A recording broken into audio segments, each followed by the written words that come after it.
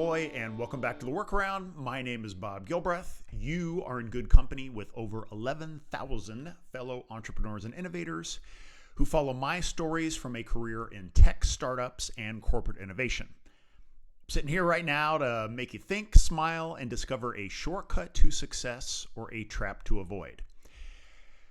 Here we go. This is one, I'll get into it a little bit, but gosh, this is a story that has been a splinter in my brain for over 10 years and hits on a lot of different things. I thought I would be able to wedge this into my last post about big ideas and killing ideas. Didn't get it out, but it kept wanting to come. And as always happens, a little synchronicity from the universe told me when and where I need to talk about it. So let's get in. Last week, I wrote about how to kill your ideas. I shared some of my pain I've gone through in being an idea person and how I learned to check my compulsions. I was going to share a story about another person who suffered mightily through his idea, and that's been going through my head for 15 plus years or so. But I left it on the cutting room floor until I met Andy last week. Andy is a high school student whom a mutual friend introduced me to. He's not even in his senior year, but he has a big startup idea and wanted to pick my brain about it. I zoomed into our meeting and caught sight of signed basketballs and other age-appropriate artifacts on the shelf behind him. But this was no ordinary kid. He spoke at an accelerated pace, rattled off examples of apps he had coded, and quoted great books he had read. Before I got barely a word in, Andy repeated his dream to make $1 bazillion 3 times. He didn't have any specific questions for me, so I took that deep breath and let my mind wander into whatever the universe thought I should say. Then, boom, the weighty story of another very young founder resurfaced in my mind. I cleared the decks of whatever else we might have covered, and I told Andy a story. Only the names have been changed. It's spring 2011, and I'm on a tour of the startup scene in Silicon Valley with my favorite client, Kevin, and our host, the innovation lead at a large corporation named Sunny. The corporation's not named Sunny. My friend who worked at the big corporation is called Sunny. Okay. After completing the sale and earn out of my ad agency, I've landed a chief strategy officer role within our holding company's group. The problem is, I'm not sure what to do in this job. Each agency office has its own team and P&L, so I'm not running anything for a change. They aren't asking me for help, and I don't want to tell them what to do. So, when my friend, Sunny, casually mentioned hosting me in his world for a couple of days, I jumped at the chance. Not only would it give me something to do, but it might help me get some insights and introductions toward my still simmering desire to launch my own startup one day. Sunny's job, too, is a bit murky. He's the innovation lifeline between tech startups and his big, boring packaged goods company in the Midwest. Back then, many large companies felt they needed a presence in the valley, and smart people like Sunny carved out an interesting niche. He mostly keeps track of startups in the marketing space and red-eyes back to the home office every 6 weeks or so to deliver insights. Still, I felt a bit guilty doing such a trip on the company dime, so I looked for a client that I could bring with me.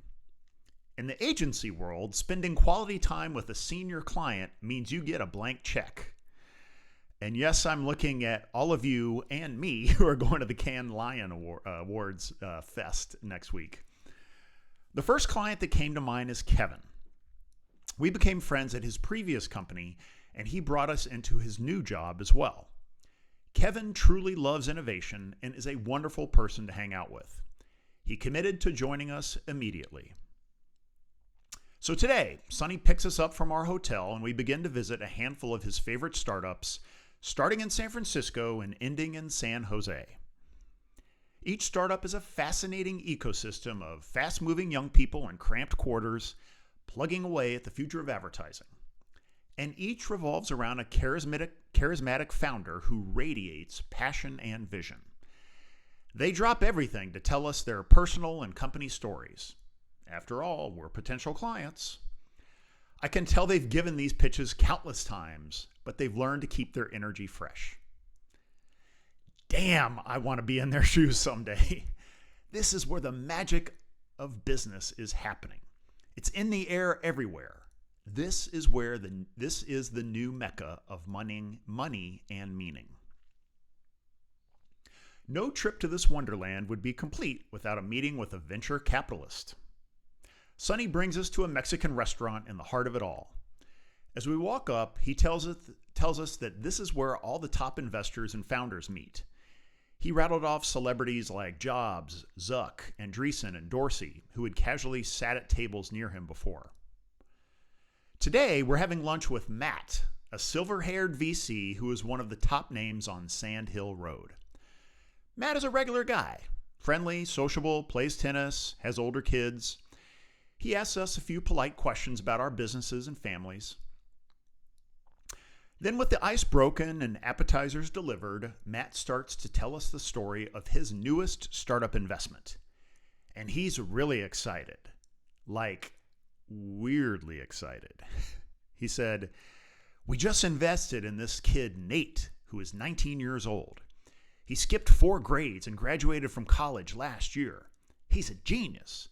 Codes 18 hours a day, quotes philosophy, and we put the first and biggest check into his startup.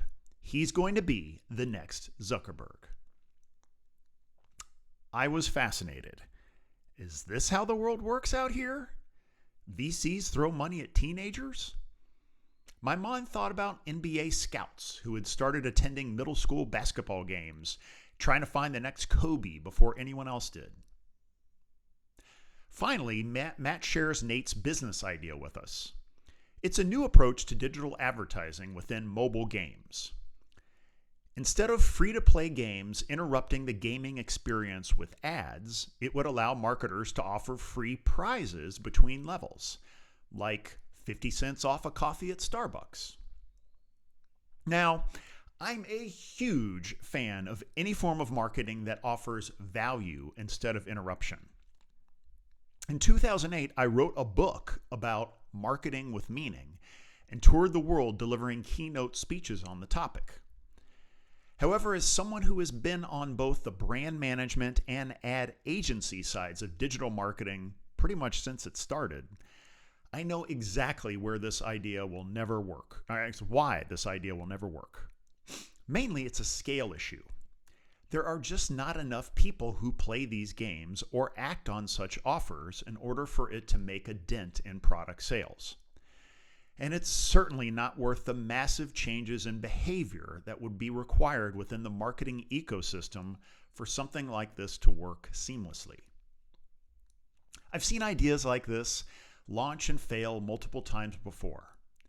It sounds like it should exist to a 19-year-old who can code but doesn't know how the marketing world works.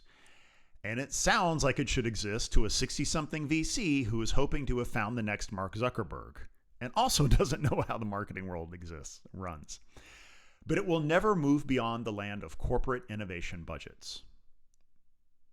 Our lunch eventually ends and the 3 of us pile in the car, headed for the next stop Sonny has arranged for us.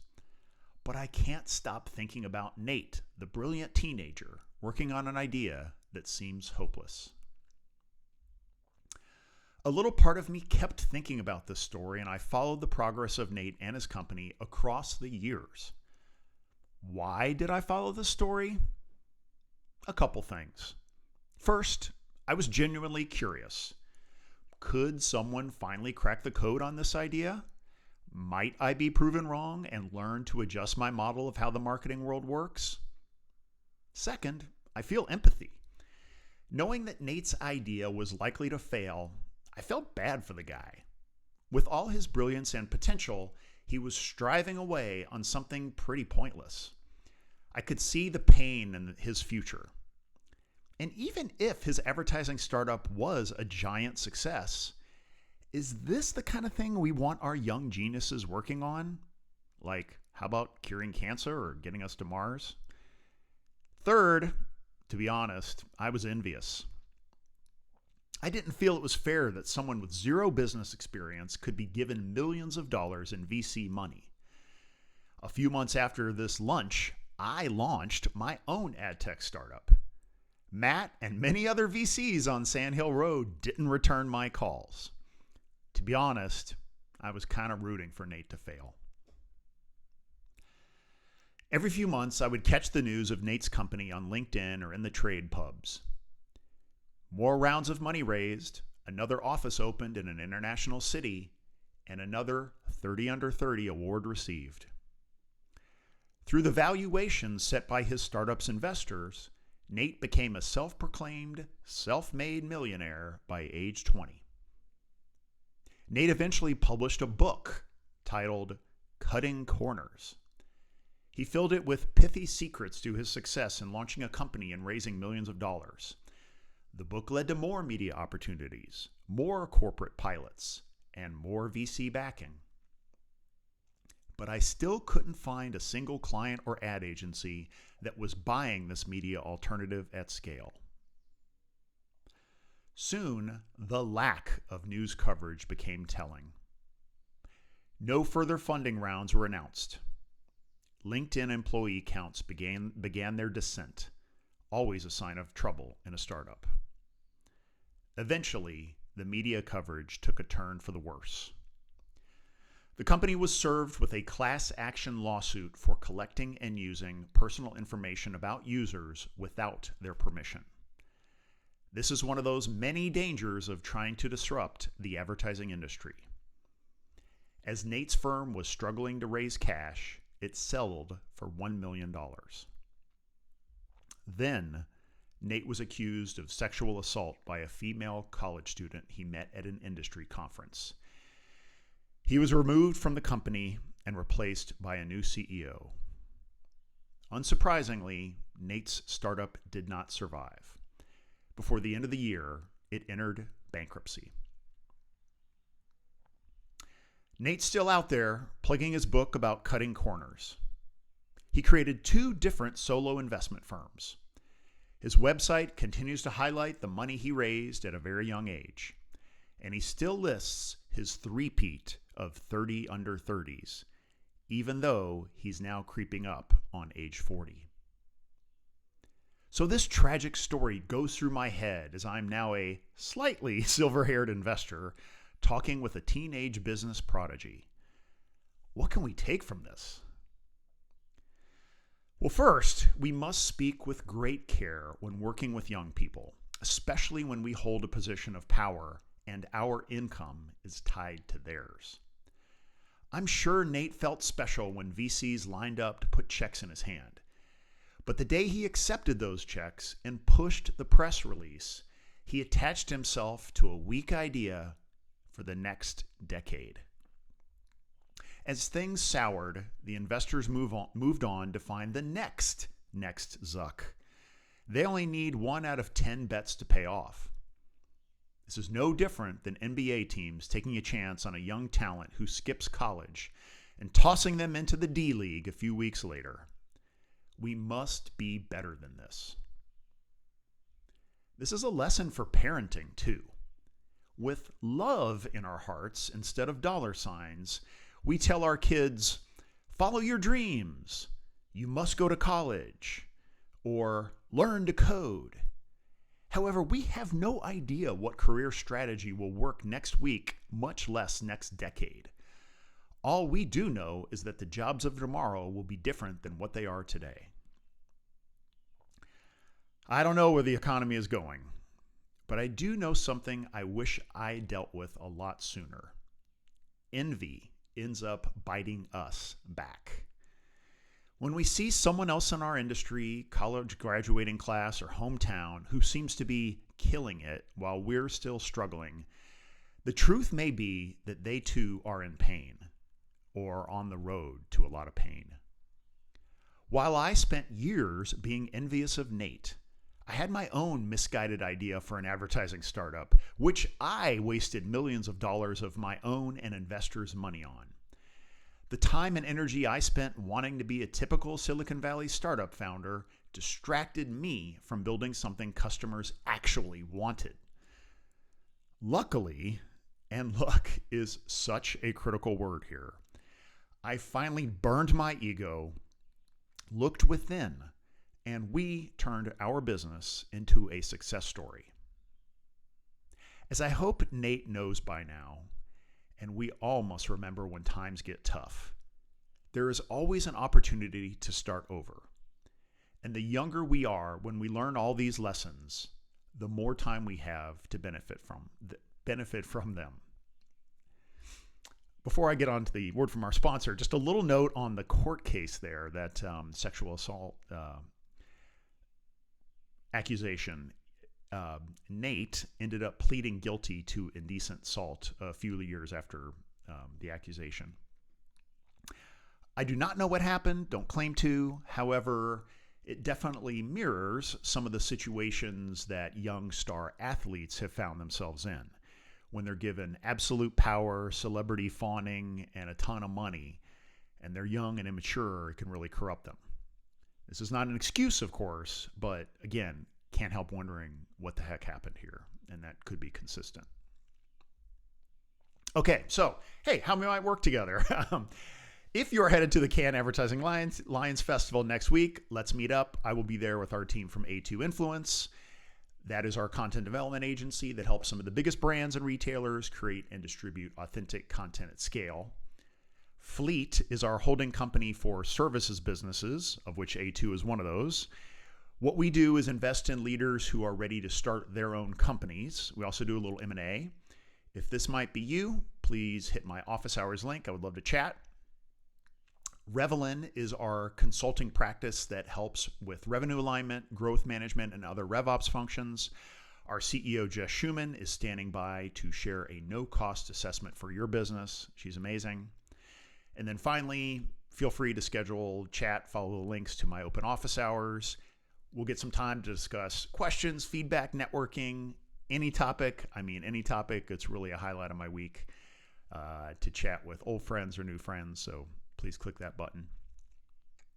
And then finally, the cool content of the week, a little something I found meaningful. You might agree. As I've alluded here a couple times, including today, I wish I had realized much earlier in life that my envy was a reflection of my own issues. Today, I'm working on this. I'm working on watching my reactions and trying to use that outside world as a mirror into my own soul. And I'm finding it's an endless source of evidence of what I need to work on and a measure of my progress on this crazy journey. If this kind of idea is tempting as a path for you, a little something I recommend is Adam Mastriani's post called The Bluetooth Test and Other Keyholes to the Soul.